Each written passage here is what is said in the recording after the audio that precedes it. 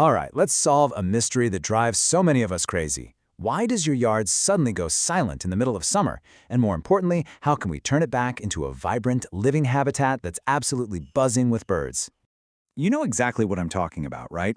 Spring was this huge party, all this color and song. But now, when you look out the window in July or August, it's quiet, almost eerily so.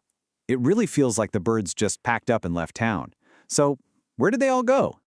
And the most frustrating part is you feel like you're doing everything right. The feeder is topped off with the good stuff. The bird bath is sparkling clean. You've basically set up a 5-star resort for birds, but nobody's checking in. Look, that quiet you're hearing, or not hearing, it's not in your head. The birds have moved on. But here's the secret.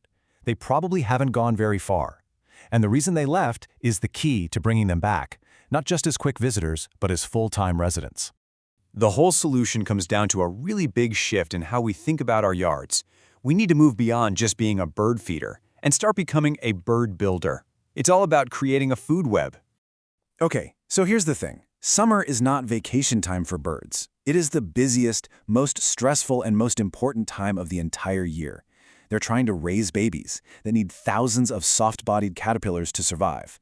They're molting, which means replacing every single feather on their body. That takes a ton of protein. And they're already getting ready for migration. Sunflower seeds just don't cut it. And that's the difference right there. A feeder, it's a great snack bar, especially in the winter. But a food web, that's the whole grocery store. It's the engine that powers the entire summer ecosystem. A feeder attracts visitors, but a food web hosts families, from the egg all the way to their first flight. So how do we build this engine? Well, you gotta think like a chef. Let's start building the perfect summer bird buffet, course by course, right in your own yard. The key to a successful food web is all about timing. You can't just have one big feast in June. You need to have something on the menu every single month, offering exactly what the birds need, when they need it.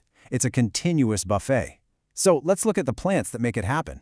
Let's start with the absolute king, the powerhouse of the bird world, a single native oak tree. Did you know it can support over 500 different species of caterpillars? 500! That's just a mind-boggling amount of perfect, high-protein baby bird food in one plant. And that's exactly why we have this saying, 1 oak sapling beats 10 birdhouses. Think about it. A birdhouse gives a bird a place to live, but an oak tree provides the food that makes it possible to raise a family in that house. So seriously, if you plant nothing else from this list, plant a native oak. But of course, beyond the oak, variety is key. In early summer, something like a serviceberry gives you these amazing moisture-rich fruits that bluebirds and robins just love. Then, in the heat of July, bee balm and cardinal flower are absolute magnets for hummingbirds. As we get into late summer and fall, the fatty berries on elderberry and viburnum are like little power bars for migrating birds. And please, please don't cut down your coneflower or ironweed stems. Those seed heads are the best natural bird feeders you could ask for, keeping finches happy all winter long. And hey, don't forget to look down. That huge sea of bare mulch so many of us have, it's basically a food desert. It's sterile. But when you plant native ground covers, you create a living carpet. It cools the soil, it holds moisture, and it hosts a whole other world of insect life, which means even more food for birds like wrens and robins that forage on the ground. Okay, so let's tie this all together, because there's one simple golden rule that makes this whole amazing system work. It's all about the connections. It's really just a beautiful, simple chain reaction. Step 1, you plant native trees and flowers, the ones that local insects have evolved with for thousands of years. Step 2, those plants host those insects, especially caterpillars. Step 3, those insects become the perfect protein-packed food for baby birds. And just like that, Step 4, your yard isn't just a yard anymore. It's a nursery. It's a critical functioning piece of the local ecosystem. Now, to make sure all your hard work pays off, just a few quick pro tips. Try to plant in the cool of the morning or evening to reduce stress on the new plant. Always pre-soak the hole with water before you put the plant in. Mulch, mulch, mulch. It's the best way to keep that precious moisture in the soil. And the biggest tip of all, be patient. The first year, a plant is working on its roots.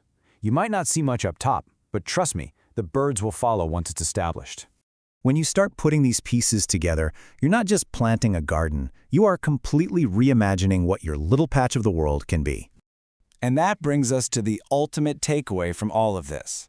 Summer isn't the dead season for birding. It's the most important one.